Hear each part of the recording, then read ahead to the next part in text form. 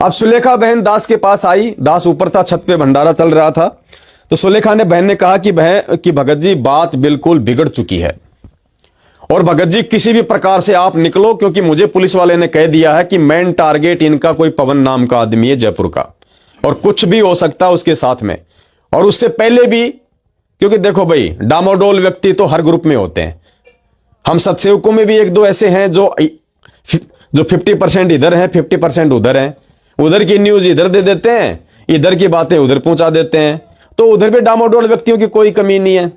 तो उधर के जो डामाडोल व्यक्ति थे मैनेजमेंट वाले, उन्होंने सुलेखा बहन को पहले ही सारी बातें बता दी थी कि बहन जी बहुत बड़ा विघ्न होने वाला है, मर्डर हो सकता है, मर्डर बहन जी, इतनी बड़ी प्लानिंग है सतलोक आश्रम मैनेजमेंट वालों की। तो बहन घबरा गई। अपने आत्मा देखो, हम सब जीव हैं।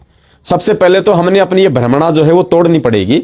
अगर कोई भगत भाई अनजाने में या अज्ञानता के चलते अगर किसी दूसरे भगत भाई बहन को अपने से ज्यादा होशियार मानता है, अपने से ज्यादा उत्तम दृष्टि से देखता है, या कोई विशेष आत्मा की दृष्टि से देखता है, तो ये सबसे बड़ी भक्ति मार्ग में आपकी कमजोरी हो जाएगी, पुण्यात्मा मार खा जाओगे। और गुरुदेव ने कह रखा कि पांचों विकार हर प्राणी के अंदर हैं। अगर किसी में पांचों विकार नहीं है, अगर किसी में भय नहीं है, अगर किसी में डर नहीं है, तो केवल पूरी सृष्टि में एक में नहीं है। बंदी छोड़ सतगुरु रामपाल जी भगवान में नहीं है, क्योंकि वे इंसान नहीं है, वे कोई मानुष नहीं है, वे कोई जीव नहीं है, कोई प्राणी नहीं है। पुण्यात्माओं, हम सत्संगों पे ध्यान देंगे तब पता चलेगा हमें। क्या कहते हैं गुरु जी कि पुण्यात्माओं 21 ब्रह्मांड का कोई भी प्राणी ये सत्संग करने का अधिकारी नहीं है। कहते हैं ना गुरु जी कि इस 21 ब्रह्मांड में कोई सत्संग करने का अधिकारी नहीं है कोई प्राणी।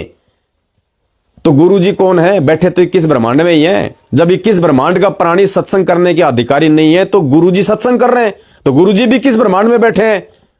तो क्या संकेत दे रहे हैं परमात्मा कि नालायको, अगर मैं सत्संग मैं कर रहा हूं और तुम्हें यह भी कह रहा हूं कि 21 ब्रह्मांड में कोई सत्संग करने का अधिकारी कोई जीव नहीं है, तो गधों में जीव नहीं हूं।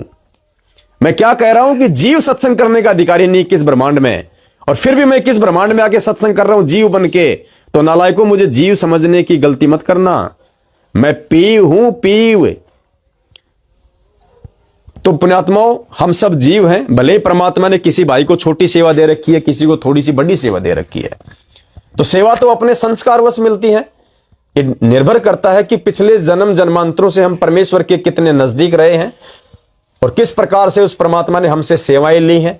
उस आधार से परमात्मा निर्धारित करते हैं आगे के जन्मों में कि कौन सी आत्मा को किस प्रकार की सेवा देनी है। और दूसरा पुण्यात्माओं, जिस आत्मा को जितनी ज्यादा बड़ी सेवा मिलती है, जिस आत्मा को जितनी ज्यादा सेवा मिलती है, हम तो जीव हैं, हम तो सोच लेते हैं कि बहुत बड़ा भगत है, परमात्मा ने दया कर रखी है, टट्टू दया कर रखी है।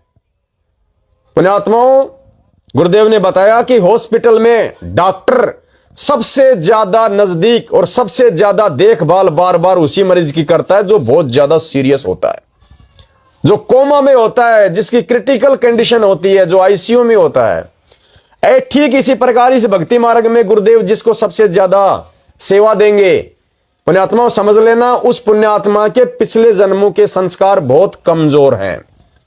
पिछले जन्मों में वो नालायक था, वो गधा था, भगवान की उतनी सेवा नहीं कर पाया।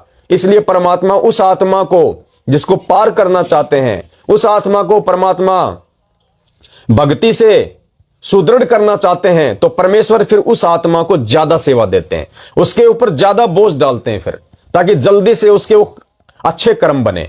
तो कभी भी ये भूल मत करना कि भैया कजोड़दास जी को तो बहुत बड़ी सेवा दे दी भगवान ने, पवन दास को बहुत बड़ी सेवा दे दी है, साध संगति शंका समाधान के नंबर मिल गए हमारे 4 भाइयों को, भाई वो तो विशेष आत्मा है। कोई विशेष आत्मा नहीं, वो सबसे घटिया आत्मा है जिनको परमात्मा विशेष आत्मा बनाना चाह रहा है। तो इस भ्रमणा में कभी मत रहना, बहुत बड़ा धोखा खा जाओगे।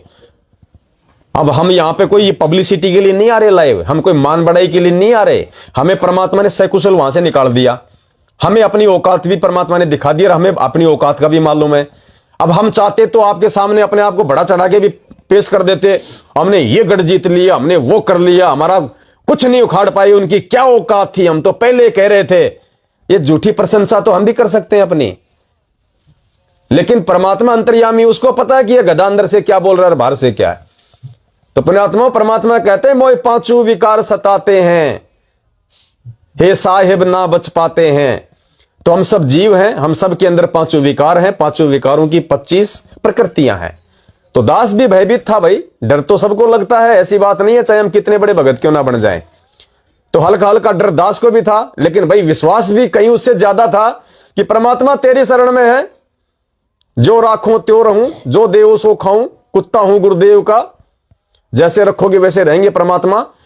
अगर आपने अगर यहां पे अगर हमारी अगर हत्या करवानी है, अगर हमारे भाग्य में अगर ऐसा लिखा हुआ है, अगर यदि आज हमारे को यहां पे वो शरीर छूटना है तो परमात्मा छूटेगा। अगर तेरी मर्जी होगी तो छूटेगा, फिर चाहे मैं कितनी कोशिश कर लूं मैं नहीं बच पाऊंगा। और अगर मैं कितने भयंकर षड्यंत्र के बीच फंसा हुआ हूं, 100 भेड़ियों के बीच में मैं फंसा हुआ हूं, अगर तेरी मुझ पे दया दृष्टि है, तू अगर बाल बाका नहीं होते देखना चाहता, तो परमात्मा फिर मुझे कोई टेंशन नहीं, मुझे कोई एक्स्ट्रा एफर्ट करने की